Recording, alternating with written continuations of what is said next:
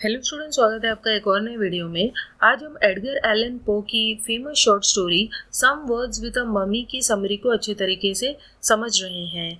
इस short story में Edgar Allan Poe ने एक ह्यूमरस तरीके से अमेरिकन सोसाइटी पर अटैक किया है। यानी ये जो स्टोरी है वो एक सटायर है, वो मजाक उड़ा रही है अमेरिकन सोसाइटी के बारे में कि कैसे अमेरिकन सोसाइटी में 19th सेंचुरी में लोगों को लगता था कि वो बहुत ही ज़्यादा प्रोग्रेस कर चुके हैं और उन्होंने बहुत सारे साइंटिफिक इनोवेशन, साइंटिफिक इन्वेंशंस कर दिए हैं, इसलिए वो लोग महान हैं। तो चलिए अब हम लोग शॉर्ट स्टोरी के इंट्रोडक्शन को देखते हैं और उसके बाद फिर समरी को स्टार्ट करते हैं। जैसे मैंने आपको बताया, ये शॉर्ट स्टोरी एक सटायर है और इसे पहली बार पब्लिश किया गया था the American review a week journal of politics, literature, art and science में, जो कि अप्रैल 1845 में पब्लिश हुई थी। और इसमें इस स्टोरी में बताया गया है कि कैसे एक इजिप्शियन मम्मी जो है वो जाग उठती है और वो क्या बताती है, और वो जो इजिप्शियन मम्मी में लिपटा हुआ यानी मम्मीफाइड जो आदमी है वो क्या बोलता है उसके बारे में हमें बताया गया है। The story is a satire of two things. तो ये जो कहानी है वो दो चीज़ों के बारे में मजाक उड़ाती है। पहला तो उस समय में 19th सेंचुरी में सभी लोग इजिप्टोलॉजी के पीछे पड़ गए थे। जो साइंटिस्ट थे वो बहुत ही ज़्यादा इजिप्शियन कल्चर में इंटरेस्टेड हो गए थे और ममीज़ के बारे में इंटरेस्टेड हो गए थे। Secondly, the prevailing thought that in the west humanity had reach the height of civilisation. और दूसरी इस चीज़ के बारे में ये स्टोरी मजाक उड़ाती है कि कैसे वेस्ट में अमेरिका में लोग ये सोच रहे थे कि वहाँ पे जो सिविलाइजेशन है, नॉलेज है, वो एकदम पीक पे पहुँच चुकी है, अब उन्हें कुछ सीखने की ज़रूरत ही नहीं है। अब चले हम लोग इस शॉर्ट स्टोरी की समरी को और ज़्यादा अच्छे तरीके से समझते हैं। तो स्टोरी की शुरुआत होती है जहाँ पे जो नरेटर है उसने खूब सारा वेल्श रैबिट खाया हुआ है। तो हालांकि इस डिश में रैबिट वर्ड आता है, लेकिन ये कोई नॉनवेज डिश नहीं है। ये एक टोस्टेड ब्रेड होती है जिसके ऊपर चीज़ डाला गया है और उसके साथ वो कुछ ब्राउन स्टाउट भी पीता है। ये एक तरह की ड्रिंक है और उसके बाद फिर वो सोने लगता है। लेकिन अचानक वो जाग जाता है और फिर उसे डॉक्टर पोनोनर के घर ले जाया जाता है ताकि उसे एक मम्मी की अनरैपिंग देखने को मिले। तो उस मम्मी के ऊपर से उसका जो कपड़ा था उसको निकाला जा रहा था और उस मम्मी के अंदर के आदमी को बाहर निकाला जा रहा था। तो वो लोग जो साइंटिस्ट होता है डॉक्टर पोनोनर, वो क्या करता है कि सबसे पहले सार्कोफागस को काटता है। सार्कोफागस एक टूम्ब होता है, एक ताबूत होता है, पत्थर से बना हुआ एक कॉफिन होता है जिसको वो काटता है और उसमें उसे मम्मी का नाम पता चल जाता है, ऑल मिस्टेक्यू। तो उस मम्मी का नाम होता है ऑल मिस्टेक्यू। और उसके बाद फिर जब सेकंड और थर्ड ताबूतों को काटा जाता है तो उसमें बॉडी निकलती है जिसपे मम्मी का कपड़ा बांधा हुआ था जिसको वो लोग निकालने वाले थे।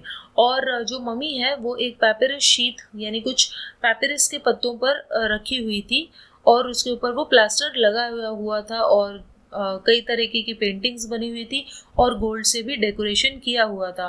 तो वो लोग उस प्लास्टर को, उस कपड़े को ऊपर से निकालने लगते हैं और उसके बाद बॉडी को एग्जामिन करते हैं। तो वो देखते हैं कि ये जो बॉडी होती है बहुत अच्छे कंडीशन में होती है और जैसा कि नॉर्मली इजिप्शियन ममीज़ की एम्बार्मिंग होती है, उनके ऊपर कई तरह के लेप लगे होते हैं, इस तरह के कोई लेप नहीं लगे हुए थे और ना ही कोई कट्स थे उस बॉडी में, यानी कि अंदर के जो ऑर्गन्स थे वो भी इंटैक्ट थे और ना ही वो जो स्किन थी वो रेड थी। तो स्किन भी रेड नहीं थी और ना ही कोई कट वगैरह लगे हुए थे।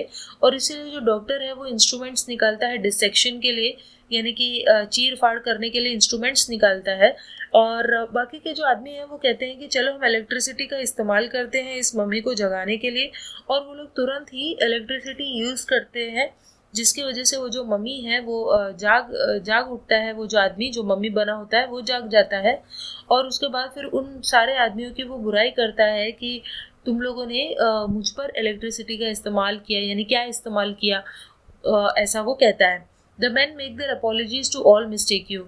तो वो जो आदमी है वो माफ़ी मांगते हैं उससे और बताते हैं कि क्यों वो मम्मी इसको डिसेक्ट करते हैं, यानी क्यों काटते हैं, उनके ऑर्गन्स को बाहर क्यों निकालते हैं और इसका साइंटिफिक इम्पोर्टेंस क्या है। यानी वो लोग कैसे साइंटिस्ट हैं और वो प्रयोग करते रहते हैं एक्सपेरिमेंट्स, जिसकी वजह से वो डिसेक्शन वगैरह करते हैं। तो एक्सप्लेनेशन से खुश हो जाता है ऑल मिस्टेकियो और वो उनकी माफ़ी को कबूल कर लेता है और उनसे हाथ भी मिलाता है। और उसके बाद जो है जो भी इंसिजन्स यानी जो भी उन्होंने कट्स लगाए हुए थे वो लोग पैचअप करते हैं उस डैमेज को, यानी उसे बंद करने की कोशिश करते हैं। और ऑल मिस्टेकियों को वो कुछ कपड़े भी देते हैं और फिर सभी लोग वहाँ बैठकर सिगार और वाइन वगैरह पीने लगते हैं। फिर ऑल मिस्टेकियो बताता है कि वो एक मम्मी कैसे बना, और वो कहता है कि जो एंशिएंट इजिप्शियंस थे यानी इजिप्ट के लोग, उनकी ज़िंदगी काफ़ी लंबी होती थी आज के मुकाबले, और वो लोग कम से कम 1000 साल तक जीते थे। और इसीलिए वो लोग एम्बामिंग करते थे और लेप वगैरह लगाते थे, जिससे जो शरीर के जो फंक्शंस हैं वो रुक जाएं, और वो लोग कई सालों तक, कई 100 सालों तक वो लोग सोते रहते थे।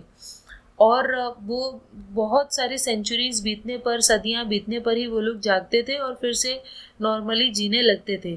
तो ऑल मिस्टेकियो ये सब बताता है और वो फिर से उन सारे आदमियों की बुराई करता है और उन्हें टोकता है कि कैसे तुम्हें इजिप्शियन हिस्ट्री के बारे में ठीक तरीके की नॉलेज नहीं है।